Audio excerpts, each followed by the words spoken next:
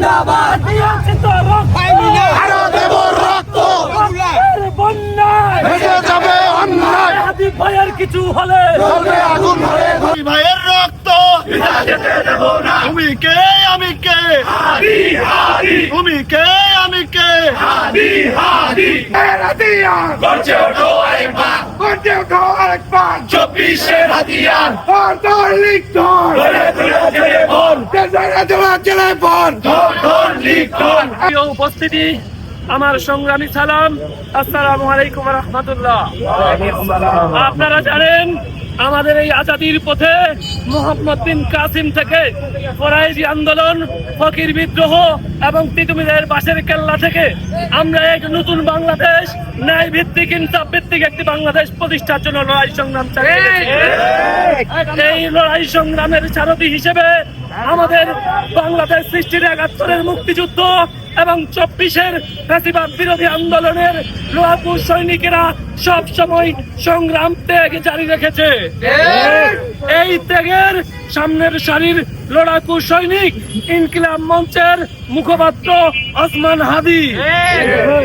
আমরা দেখেছি বাংলাদেশের সার্বভৌমত্ব রক্ষার জন্য যখন এদেশের তরুণ সমাজ সব সময় সামনের সারিতে থেকেছে, সেই সামনের সারির অগ্নিঝরা বিপ্লবী মুখকে রোধ করার জন্য এক ধরনের পতিত ফ্যাসিস্ট এবং নব্য ফ্যাসিস্ট সব সময় ষড়যন্ত্র চালিয়ে গেছে।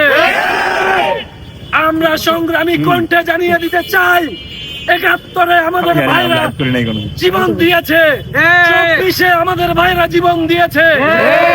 আমাদের যে নতুন বাংলাদেশের স্বপ্ন, সাম্য, মানবিক মর্যাদা, সামাজিক সুবিচারের ভিত্তিতে একটি ন্যায় ভিত্তিক রাষ্ট্র গঠনের, সেই স্বপ্ন বাস্তবায়নে আমরা কিন্তু এখনো ঘুমিয়ে যাইনি। আমরা ২৪-এ রক্ত দিয়েছি, আমরা অলরেডি শহীদ হয়ে গিয়েছি। আমাদেরকে নতুন করে মেরে ফেলার ষড়যন্ত্র রুদ্ধ করতে পারবে না। আমরা বলতে চাই, পতিত ফ্যাসিস্ট এবং নব্য ফ্যাসিস্ট, সেই সাথে ফ্যাসিস্টদের যারা আবার রাস্তা তৈরি করে দিচ্ছে, মামলা বাণিজ্য এবং শেল্টার দিয়ে যারা পুনরায় খুনিদেরকে এই বাংলাদেশে আস্তানা করতে সহযোগিতা করতেছে, তাদেরকে বলতে চাই, আমরা মরে যাইনি। আমাদের এই লড়াই চলমান রয়েছে এবং চলমান থাকবে।